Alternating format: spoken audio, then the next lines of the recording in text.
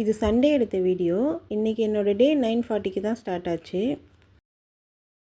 இன்றைக்கி வீக்கெண்டுன்றதுனால லேட்டாக தான் எழுந்திரிச்சோம். சாம்பிராணிலாம் போட்டுட்டு பாலும் திங்ஸும் கொஞ்சம் ஆர்டர் போட்டிருந்தேன். அதை தான் வாங்கி வச்சுட்டு நெக்ஸ்ட்டு டீ தான் போடணும்.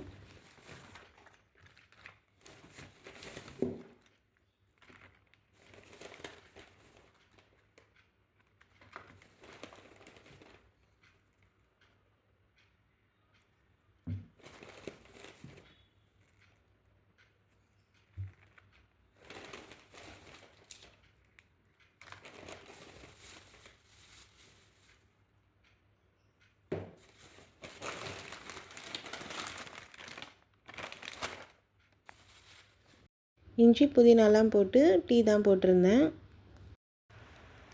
மார்னிங் பிரேக்ஃபாஸ்ட் எதுவும் வேணான்னு சொல்லிட்டாங்க லேட் ஆனதுனால.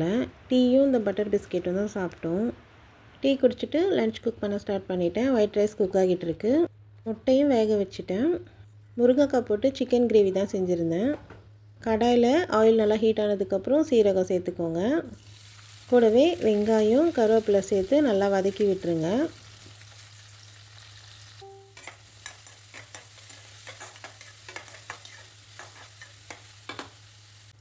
மிக்ஸி ஜாரில் தக்காளி, இஞ்சி, பூண்டு, முந்திரி எல்லாமே சேர்த்து நல்லா கிரைண்ட் பண்ணி அந்த பேஸ்ட்டையுமே சேர்த்து நல்லா வதக்கி விட்டுருங்க.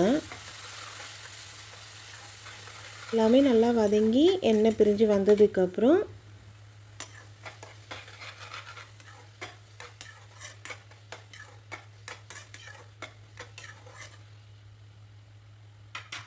மஞ்சத்தூள், குழம்புத்தூள், மிளகாத்தூள் சேர்த்துக்கோங்க. தேவையான அளவுக்கு உப்பும் சேர்த்து நல்லா மிக்ஸ் பண்ணி விட்டுருங்க.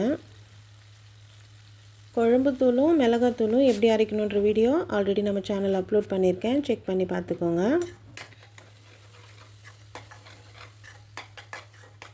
மசாலாலாம் நல்லா வதங்கி எண்ணெய் பிரிஞ்சு வந்ததுக்கப்புறம் முருங்கைக்காவும் சிக்கனும் சேர்த்து நல்லா வதக்கி விட்டுருங்க.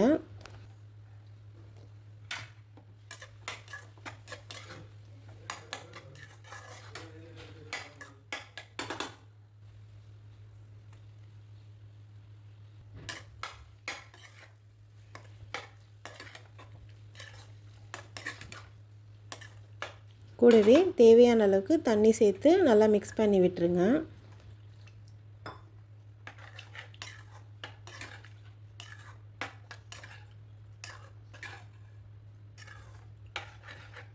மூடி போட்டு குக் பண்ணிக்கோங்க. சிக்கனும் முருங்கைக்காவும் நல்லா குக் ஆகட்டும். ஒரு 2 to 3 டைம்ஸ் ஓப்பன் பண்ணி மிக்ஸ் பண்ணி விடுங்க. ஏன்னா தக்காளி அரைச்சி போட்டிருக்கிறதுனால அடி பிடிக்கும். வேக வச்ச முட்டையும் நான் இதில் சேர்க்க போகிறேன். இது டேஸ்ட் இன்னுமே நல்லாயிருக்கும்.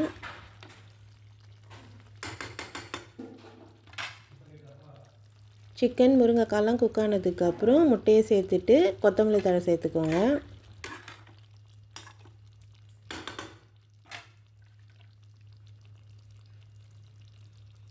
கொத்தமல்லி தழை சேர்த்துட்டு நல்லா மிக்ஸ் பண்ணிவிட்டு ஸ்டவ் ஆஃப் பண்ணிவிடுங்க. இதான் முருங்கைக்காய் சிக்கன் கிரேவி ரெடி. ட்ரை பண்ணி பாருங்கள். குக் பண்ணி முடிக்கவே 3 o'clock ஆகிடுச்சு. 3 o'clock தான் நாங்களுமே எங்கள் லஞ்சை சாப்பிட்டோம். இன்றைக்கி எங்களோட லஞ்சில் ஒயிட் ரைஸ், முருங்கைக்காய் சிக்கன் கிரேவி, முட்டை போட்டு, டெசர்ட்டுக்கு இந்த திரமிசு தான் சாப்பிட்டோம்.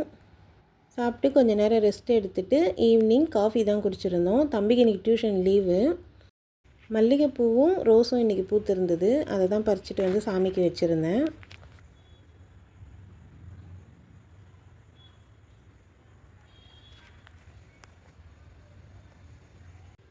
வாரத்துக்கு 2 பூ வச்சும் இந்த ரோஸ் பூக்கும்.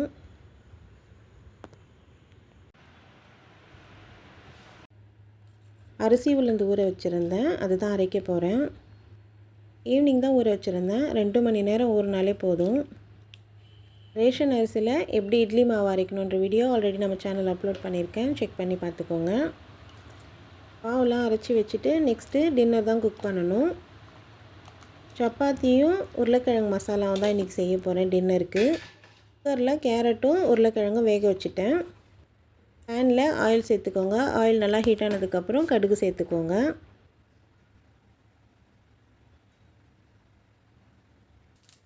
கடுகு நல்லா பொரிஞ்சதுக்கப்புறம் ஆனியன் இந்த மாதிரி நீட்டாக கட் பண்ணி சேர்த்துக்கோங்க. கூடவே பூண்டும் இந்த மாதிரி குட்டி குட்டியாக கட் பண்ணி அதையுமே சேர்த்துக்கோங்க. கருவேப்பிலையும் சேர்த்து நல்லா வதக்கி விட்டுருங்க. பச்சை மிளகாய் சேர்த்துக்கோங்க. நான் பச்சை மிளகாய் இல்லாத தொட்டு காஞ்ச மிளகாய் சேர்த்துருக்கேன். எல்லாமே நல்லா வதக்கி விட்டுருங்க. வெங்காயம்லாம் நல்லா வதங்கினதுக்கப்புறம் தக்காளி கொஞ்சமாக சேர்த்துக்கோங்க. ஒரு தக்காளி போதும். தக்காளி சேர்த்து நல்லா வதக்கி விட்டுருங்க.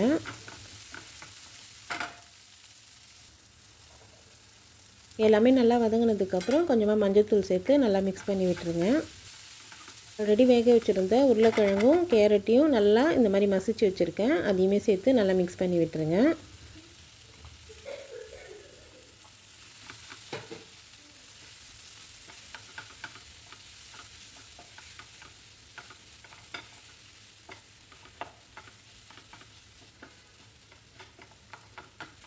தேவையான அளவுக்கு உப்புமே சேர்த்து நல்லா மிக்ஸ் பண்ணி விட்டுருங்க.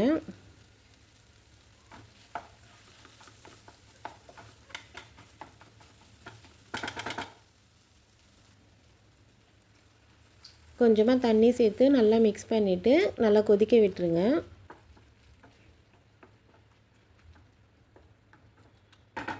பொட்டேட்டோ மசாலா ரெடி ஆகிற கேப்லேயே சப்பாத்திக்கும் மாவு பிசைஞ்சு ரெடி பண்ணி வச்சுட்டேன். கோதுமை மாவில் கொஞ்சமாக உப்பு சேர்த்து கொஞ்சமாக தண்ணி சேர்த்து நல்லா மிக்ஸ் பண்ணி எடுத்துக்கோங்க. சப்பாத்தி மாவு ரெடி பண்ணதுக்கப்புறம் கொஞ்சமாக நெய் சேர்த்து அதையுமே நல்லா பிசைஞ்சு விட்டுருங்க.